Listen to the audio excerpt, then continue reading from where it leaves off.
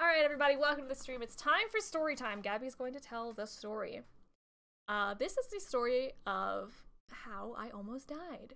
When I was 16 years old, I went on a trip with my church, with my youth group, and we went up to Canyon City, Colorado, to river raft on the Colorado River.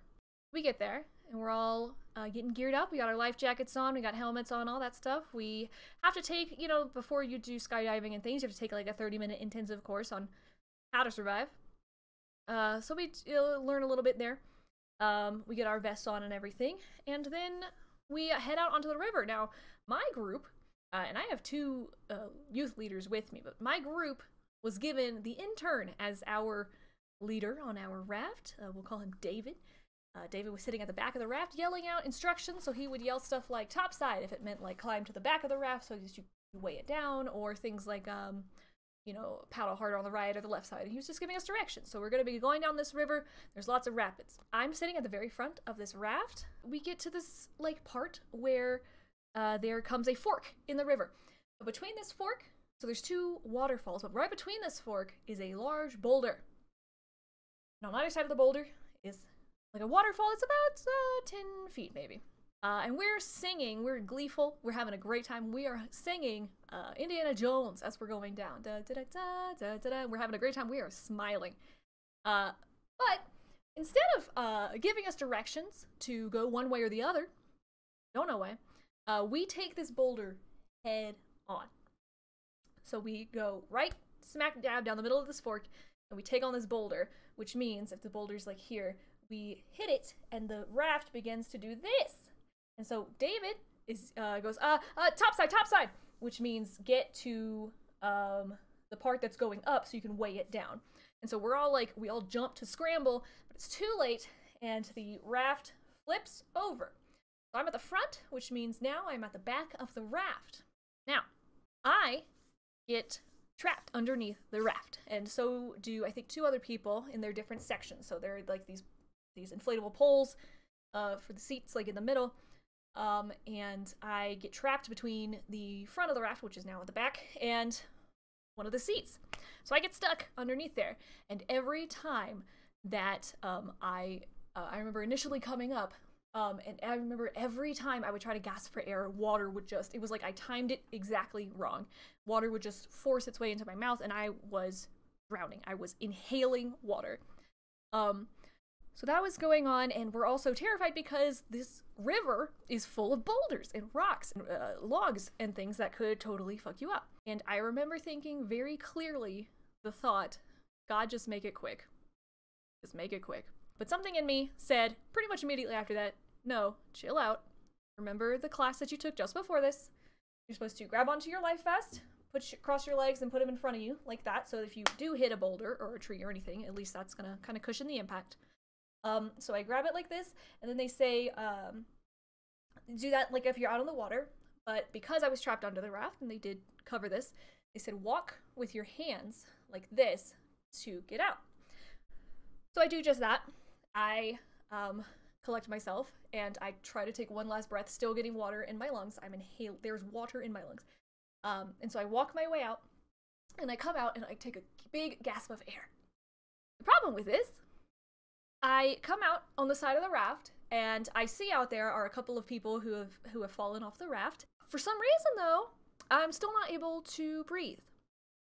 That is because around the raft is this rope that is used to pull it onto the trailer, to pull it towards the shore. This thing is upside down, and I came out, and the rope was loose. I came out between the raft and the rope.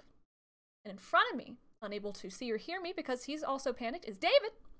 And he is pulling on the rope, which basically ties me to the raft, and he is choking me as he's trying to swim out and reach someone else. So I am being strangled by this rope that is tied around it. And so I have to make the decision to, I can't get out, and I would try to pull away from it. I couldn't get out of this rope. And so I had to make the decision to go back under the raft. I managed to grab the side of the raft and pull myself back underneath the raft, and I also, again, got stuck between the seat and the back of the raft, and I'm again doing this gasping game where I'm inhaling a bunch of water, And I just remember, just do it again, just do it again. And so I do it again, and I make sure to throw myself away from the raft when I come out. And I come out away from the rope. I make sure that the rope isn't around my neck. Breathing fine. I take this huge gasp of air. And I'm looking around, and it's actually, I guess I was under there for a hot minute, or for like 30 seconds, because I'm not seeing David anymore out there. And I'm not seeing a few other people that fell from the raft. And all of a sudden, I'm pulled up by the life raft onto by my life vest onto the bottom of the raft. And all of a sudden, I don't know what came over me. I just started like crying my eyes out and praying. I just remember like praying, like my forehead to the bottom of the raft, just praying. Like, oh, thank you, God, thank you, God. We get eventually towed to the side of the river, or the ones who have their paddles with them still managed to get us to the side of the river, pulling on this rope, and we recollect ourselves. And those of us, I think 2 other people, got stuck underneath this raft, and they are mortified, and I'm mortified. I'm crying so hard.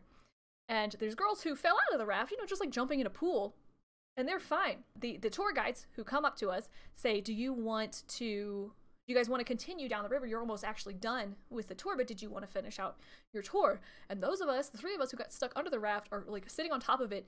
One girl actually did. She got pulled down the river, and she had to do that floating with her legs crossed like that.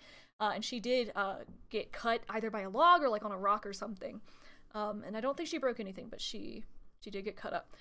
But those of us who got trapped on the raft, we look at each other like, no, you psychopath. No, we don't want to go down the river again. But it's so crazy because we were crying our eyes out. And the girls who just fell off, they're smiling and like, that was fucking awesome. Because it would be. You just fell in the water. And so they're laughing. They're like, yeah, we're going to go again. So they go. They flip it back over. And the like 4 remaining people get back up and they go down the river. We get in the van, those of us who were traumatized. And they take us back to the base camp. And we are holding hands and crying in this van. Silent ride back. Silent. We're just like trying to process what just happened to us. And so I guess I never heard the stories of the others, so I don't know how trapped they got. But we're riding back to the camp, and I make my phone calls call my mom, and I call my sister, and I think I call Joanne because we had just started dating. And realize once everyone else comes back to camp that rapid is right where the souvenir photographer is. So I have something to share with you today. All right, here we are down the river. Wow, there's some rapids there. I wore my glasses because I didn't wear contacts at the time, like a dingus. We're going down. This is great. Good times. Woo, there's Zoe. She's having a great time. Me right in the front. Me right out front. Happy as a clam. Woo, we're having such a great time. But then look at how much freaking fun everyone's having. We're smiling, we're laughing. There's me right at the, see how, look at that. Look at me. Look at this rock. Look at me. In the rock.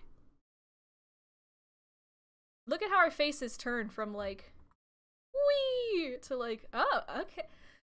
Oh no. The horror on our faces, the smiles fade away. David's panicking. We spin around, hit the rock. So she's trying to climb to the top to weigh down the raft. We're all going in. Look at this hand and leg there. Straight into the water, panicking. Upside down. There's someone comes out with David there, straight out, right away. Totally fine. They're fine. So I am trapped under the raft at this point. It feels like an eternity. You can see my hand right here. I'm panicking. There's a few hot minutes, or seconds at least, between this. You see there's no grass here. And as we get nearer to the shore with a bush, we get near, there's my hand. You can see my face right here.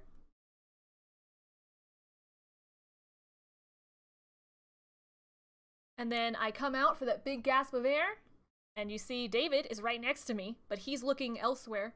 He's trying to gather all these other girls who are right next to him, gasping for air, and he's pulling on this rope, and the girl up front is pulling on the rope, and so they're choking me. See, it's underneath my jawline there. He's faced the other direction. Someone comes up the back. It's again under my jaw. He's right in front of me, but I can't scream. My lungs are full of water, and I'm being choked. I can't yell anything. So here I am again, right here. He goes under. And I go back underneath. I made the decision to go back underneath, and I actually don't even see him. He must have gone back under. I wonder if he went under to go get someone. So he comes out. I come out away from the rope, And we actually then go down another waterfall. Another rapid, at least. Yeah, oh my gosh, when we got these souvenir photos, everyone else in the group was laughing their asses off. You know why? Because this picture right here was the funniest thing in the world to them. I remember specifically my youth leader, one of the dudes who was on a different raft, laughing, saying, "Look at her face!" People get separated because of that rapid. I don't even know where I am in these pictures. Thank you for tuning in for that. That's the story of the closest to death I've ever come, I think. But I feel confident that in that moment, I just remember thinking, just let it be quick. I'm ready for it. Just let it happen. Just let it, you know. The Russians have a saying, when death comes, the dying stops. Which I think is very poignant and beautiful, actually, in a way. When death comes, there's no more suffering. So, yes, so that is the story. Thank you for tuning in for that. And on that note,